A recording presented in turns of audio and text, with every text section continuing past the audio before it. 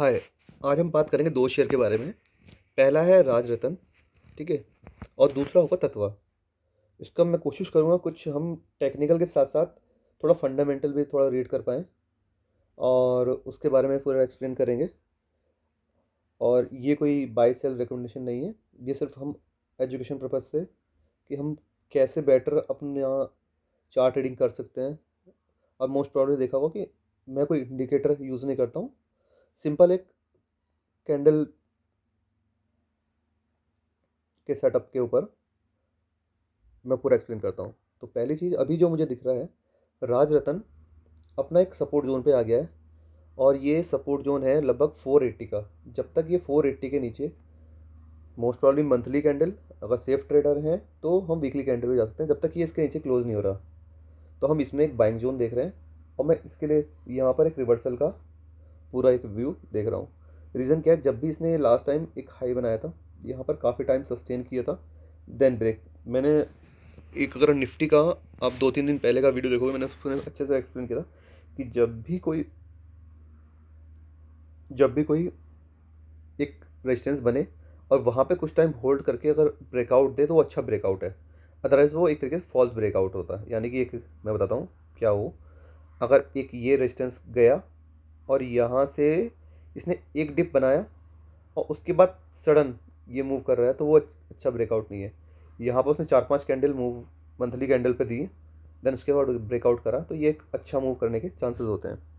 अब उसने क्या करा, ब्रेकआउट करने के बाद सेम जगह पर एक रिवर्सल आया है, सेम जगह पर, यानी कि ये लगभग 1300 से करेक्शन होता होता ये आ रहा है 480 के आसपास आ गया। ये मेरा एक बाइंग जोन है, काफ़ी टाइम से मैं इसमें वेट भी कर रहा था, तो एक बाइंग जोन है और यहाँ से मैं रिवर्सल के लिए ट्रेड देख रहा हूँ। अब इसका मैं कुछ फंडामेंटल भी रीड कर लेते हैं कि कैसा शेयर है और मैं क्यों रिकमेंडेशन कर रहा हूँ इसे बाइंग जोन की यानी बाइंग जोन एरिया में आ गया है। मैं बाई करने के लिए बोल रहा हूँ, बाइंग जोन एरिया में आ गया है 480 के आसपास, ठीक है। तो हम इसका थोड़ा सा टेक्निकल देख लें। ये है राज रतन और इस कंपनी का जो मेनली काम है, ये जितनी भी हमारी टायर की कंपनी है, जितनी भी हमारी टायर बेस्ड कंपनी है, उनके लिए अंदर जो वायर लगता है वो उसमें काम करती है। यानी कि यहाँ पर टायर ब्रेड वायर का काम करती है जो 89% है, और हाई कार्बन स्टील वायर में 11%। और जो ये वायर यूज़ होती है ये हमारे टायर के अंदर होती है और सबसे मेजर जो कंपनी है उन सब के अंदर ये सप्लाई करता है। जस्ट लाइक देख सकते हैं किस किस कंपनी के साथ इसका टाइप है, MRF, Apollo tyre, CEAT, Bridgestone and also have clientage इसमें थाईलैंड में है, सच एज द सुमिटो रबड़। इसका अलग अलग तरीके, वो अलग अलग कंपनियों में है और मेनली जो मेजर कंपनी है सारी टायर बनाने वाली, उन कंपनियों को ये वायर सप्लाई करता है। यानी ऑलमोस्ट ये एक मोनोपोली कंपनी है, ठीक है। अब हम इसका टेक्निकल, सॉरी, ये तो हमने डिटेल बता दिया। अब इसका हम टेक्निकल देख लेते हैं। इसका जो मार्केट कैप है 2000 करोड़ का है, ठीक है। करंट वैल्यू इसकी 496 है और ये 106 पे, यानी कि एक अच्छा मोनोपोली बिजनेस है। और ये अपनी बुक वैल्यू का 5 गुना तक होता है तो ये फेयर वैल्यू है। 4 से 5 गुना तक एक फेयर वैल्यू होती है जो मोनोपोली बिजनेस होते हैं, जैसे पेडीलाइट हो गया, ये हो गया, तो ये फेयर वैल्यू है। अभी तक ये लगभग अपनी बुक वैल्यू के 10 गुना चला गया था, तो ये थोड़ा करेक्शन होके 50% पर आ गया है। पहली चीज़ ये, प्रोमोटर की होल्डिंग 65% है, ठीक है। अब इसमें हम बाकी चीज़ें देखते हैं क्या क्या चीज़ें। हम्म, हाँ, यहाँ पे कंपनी की कहीं भी सेल गिरी नहीं है। 244 बढ़ी भी नहीं है लेकिन गिरी भी नहीं है, लेकिन करेक्शन मार्केट कर गया है अपना कितना, 50%। दूसरी चीज़, इसके आगे बढ़ते हैं, सेल ईयर ऑन ईयर देख लेते हैं। 252 से 938 हो गई। यहाँ पर ईयर ऑन ईयर भी ये इंक्रीज़ कर रहा है, लेकिन परसेंटेज ग्रोथ इतनी नहीं है जितनी पहले थी। दूसरा, 17% के अकॉर्डिंग इसका ऑपरेटिंग प्रॉफिट है, अभी कम हो गया है 15%। और अगर देखें नेट प्रॉफिट, तो नेट प्रॉफिट 53, 124, 172। हमारा नेट प्रॉफिट इनका ज़रूर गिरा है, लेकिन इनका जो ऑपरेटिंग प्रॉफिट है वो थोड़ा सा गिरा है, लेकिन कि सेल में कहीं भी डेंट नहीं आया। अब इसका रीज़न क्या है वो भी चेक कर लेते हैं। एक्सपेंसेस, एक्सपेंसेस के अंदर जहाँ इनका रॉ मटेरियल कॉस्ट जो थी 2061, 62%, 62, 65, ये थोड़ी सी इंक्रीज़ हुई है। मैन्युफैक्चरिंग कॉस्ट भी हल्की सी इंक्रीज़ हुई है, एम्प्लॉय कॉस्ट इंक्रीज़ नहीं हुई और ये डाउन गई है। तो ओवरऑल सारे सिनेरियो सेम है। लेकिन इनका क्या हुआ है, ऑपरेटिंग प्रॉफिट थोड़ा डाउन गया है क्योंकि इनका मेनली मेटेरियल का कॉस्ट थोड़ा सा इंक्रीज़ हुआ है 2 to 5%। इस वजह से इनका क्या प्रॉफिट में डेंट आया है। देन उसके अंदर जाते हैं, इसका ज़रा देख लेते हैं। इसके पास कोई बोरिंग है, बोरिंग कितने 300 करोड़ की है। रिजर्व इसके पास 500 करोड़ के हैं, ठीक है। फिक्स एसेट 500 करोड़ की है, एंड अदर एसेट्स इसके पास 395 करोड़ की है। सबसे मेन चीज़ इसके पास कैश फ्रॉम ऑपरेटिंग ऑफिस बहुत पड़ा है, 106 करोड़, ठीक है। उसका 96 ने कहाँ कहाँ यूज़ करा है ज़रा वो चेक कर लेते हैं। 120 करोड़ का इसमें से इसने लैंड ही खरीदी है, अभी रिसेंटली इन्वेस्टमेंट करा है तो लैंड खरीदी, तो 120 करोड़ का यहाँ पे चला गया। तो ऑपरेटिंग प्रॉफिट में से 3 करोड़ का इन्होंने इंटर कॉर्पोरेशन डिपॉजिट रखा है। देन 22% इन्होंने अदर चीज़ों में इन्वेस्टमेंट करा है। और लास्ट चीज़ देखते हैं, फाइनेंशियल इन्होंने डिविडेंड वगैरह दिया है। हाँ, डिविडेंड दिया है 10 करोड़ का लगभग, ठीक है। इंटरेस्ट पेड कहीं से जो भी इन्होंने बोरो करा था उसका इंटरेस्ट दिया 20 करोड़ का। रीपेमेंट ऑफ बोरोइंग, वो रीपो जो भी इन्होंने बोरो करा 67%, 67 करोड़ उन्होंने रीपेमेंट, यानी रेगुलर ये 2 बार से अपना क्या कर रहे हैं, रीपेमेंट कर रहे हैं अच्छा खासा, जो भी इन्होंने बोरो किया था उससे पहले उन्होंने वो नहीं था। तो ओवरऑल सिनेरियो में कहीं मेजर इसमें डेंट नहीं आया और 50% करेक्शन भी हो गया अपना शेयर वैल्यू। तो ये मुझे काफ़ी, प्रमोटर होल्डिंग अगर देखा जाए 65% से इन्होंने थोड़ी इंक्रीज़ करी है, और अभी 1-2 महीने पहले 65.3। एफआई की होल्डिंग्स नहीं है, डीआई की होल्डिंग्स लगभग फ्लैट है, और यहाँ पर क्या है, पब्लिक की लगभग फ्लैट है। सबसे मेन चीज़ है यहाँ पर 2023 में 78,000 शेयर होल्डर थे और अब 69 हो गए, यानी कि यहाँ पर घटे हैं, इन द सेंस ये पॉजिटिव साइन है। तो ओवरऑल मेरे हिसाब से ये पूरा पॉजिटिव साइन दे रहा है, तो इसलिए मैं राज रतन में प्रेफरेंस दूंगा।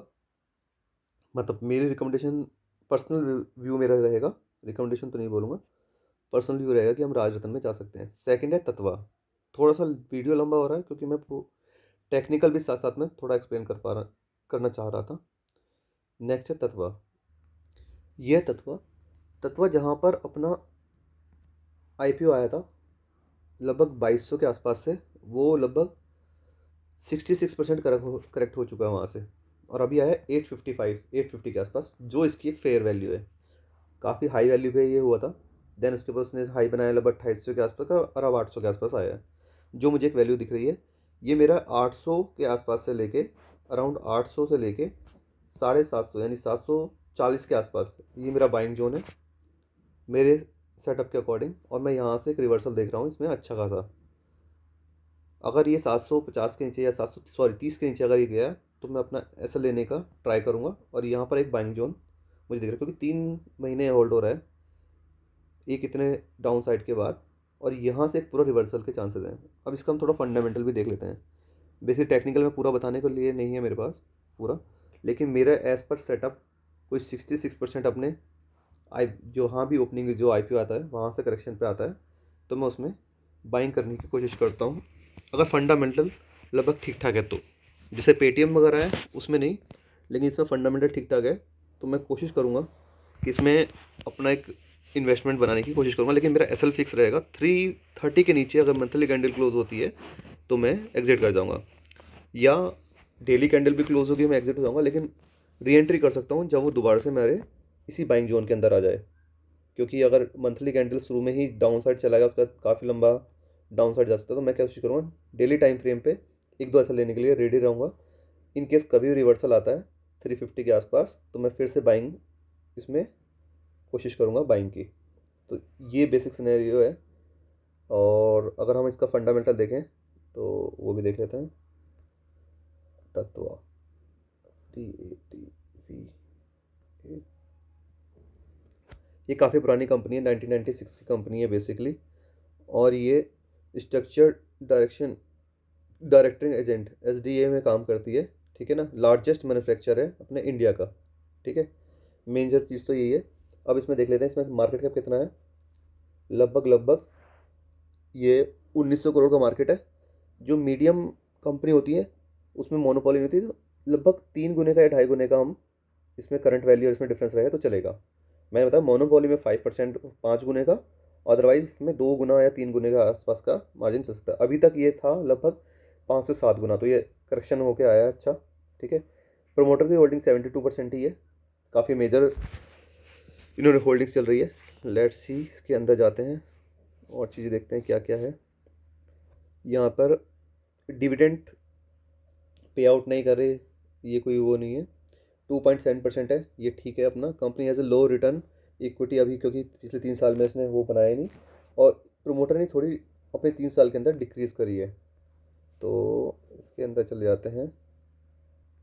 अब अगर जाके देखें बारह, सेल सेल इनकी रेगुलर गिरी है, 123 से होते होते ये चली गई है अपनी यहाँ पर 83 पर। ठीक है, इनका जो 35 करोड़ का पहले वो था, अब वो 5 करोड़ आ गया है, लेकिन यहाँ पर आके अभी सस्टेन हो रहा है। देखते हैं, ओवरऑल अभी ये निगेटिव आ गया है। ठीक है, सब कुछ निगेटिव है मेरे हिसाब से। 133 आ गया, 206, 206, 300, 400, 400। तो डेंट तो हुआ है, लेकिन इतना मेजर डेंट नहीं हुआ है जितना इनके प्रॉफिट में डेंट हुआ है। ठीक है ना, यहाँ पर देखा जाए 23 करोड़ का, 34, 55, 67, 109, 61, 60, 45, यहाँ पे प्रॉफिट टैक्स। देन आगे चलते हैं ज़रा, मेजर और कोई चीज़ है। इधर इनके पास 700 करोड़ के हैं। इनकी बोरोइंग नहीं है कोई भी, सिर्फ 15 करोड़ की बोरोइंग। सबसे मेजर ये है कि बोरोइंग नहीं है, तो ये सस्टेन कर सकते हैं, और इनके पास रिजर्व भी पड़ा है लगभग 700 करोड़ के आसपास का। नेक्स्ट चीज़ देखते हैं, कंपनी के पास कैश ऑपरेटिंग ऑफिस भी है, वो sorry cash from operating activity भी है हमारे पास। और इसने कहाँ कहाँ इन्वेस्टमेंट करा है ज़रा चेक करते हैं। ठीक है, इनके पास 72 करोड़ का ऑपरेटिंग प्रॉफिट था, 15 crore receivable, 10 crore inventory payable, ये डायरेक्ट टैक्स इन्होंने दिया 10 का। ठीक है, इन्होंने डायरेक्ट टैक्स पे करा है। देन 129 करोड़ का इन्होंने लैंड परचेज करी। काफ़ी इन्वेस्टमेंट, हैवी इन्वेस्टमेंट कर रहे हैं अपनी लैंड पे, क्योंकि ये एक और सेटअप बैठा रहे हैं एसडीए का, जिससे इनका प्रोडक्शन वैल्यू दुगनी होने वाली है।